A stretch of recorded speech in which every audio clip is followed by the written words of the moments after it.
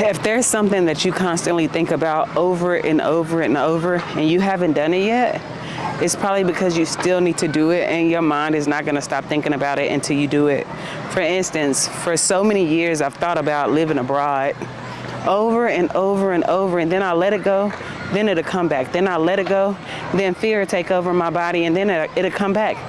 And finally in 2023, I don't know, I was just going through a lot of stuff, and I quit my teaching job in September of 2023, and I had an offer for Abu Dhabi because I was applying like crazy.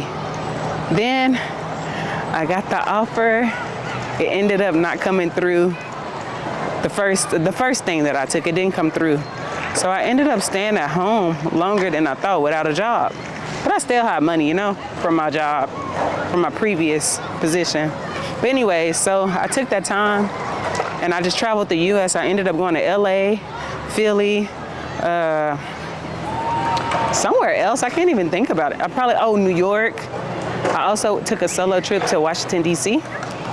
And I knew from there, I'm ready. Because I feel like when you travel solo, this is how you know you're ready. You're ready for something different.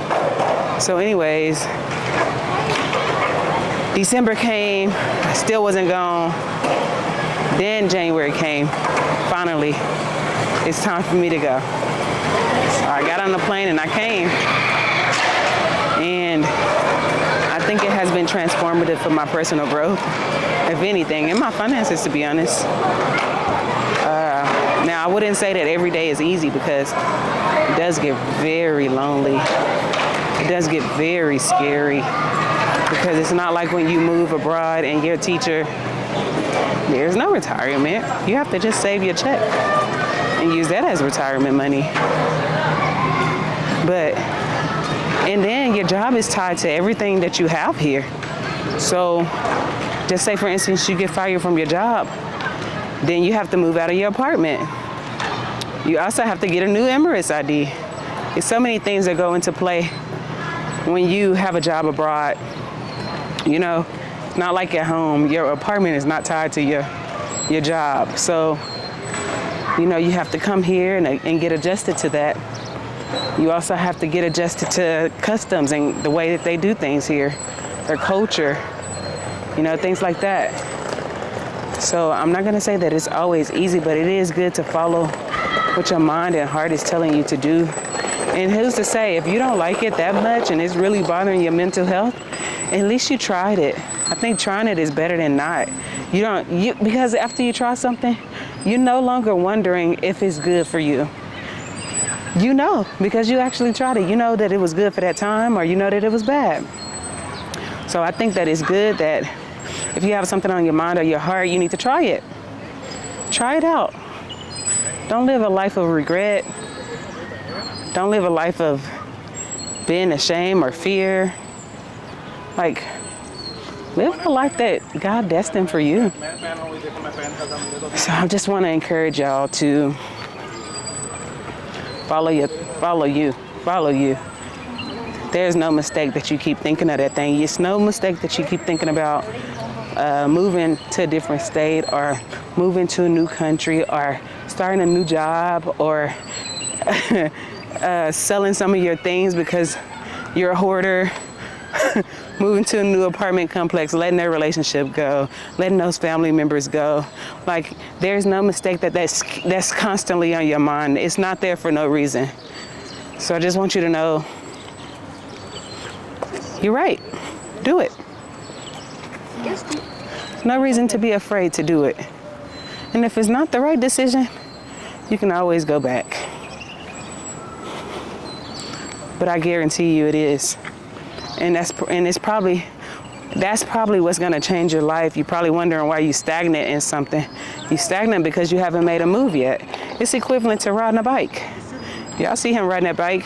Okay, if he stopped pedaling, what's gonna happen? He's just gonna stop. You're not pedaling forward because you're scared. So yeah, you're gonna be stuck. You gotta try it. Don't be afraid. We only have one life. They always say life is short.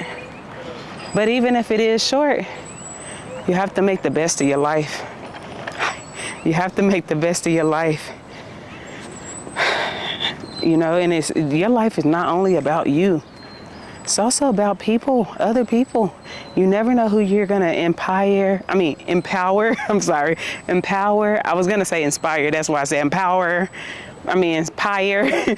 You never know who you're gonna empower or inspire through what you're doing with your life, because you are a person that can do all of those things too. And a lot of times we think that if we don't have the money or the house or the certain car, that God didn't put us on earth to inspire. You're the very one that he wants to use. And that's what I have to remember all the time, because I also feel just like that. Sometimes I feel just like that, like, even like with my content, why should I post this? Why do they want to watch me? They want to watch you because you're you. There's nobody else that's going to be you. Even if you're giving the same message somebody gave 15 minutes ago, that person did not give it like you can give it. So you got to believe in your capabilities. Believe in what God put you here for. Even if you don't know, just take some steps forward, and I'm sure you'll get there. That's the thing with taking steps forward. You eventually get there. But when you don't take any steps, you don't get there. How are you going to get there if you ain't taking any steps? Okay, you're driving a car, right? You need to get somewhere. You're going to push the gas to go. If you need to get somewhere, and you stop and you stay on the brakes, what's going to happen? You're just going to stay idle. And that's basically what you're doing with your life. So don't play with yourself like that. You're sitting on $1 million ideas. Let's get it together, y'all. We're going to do this together.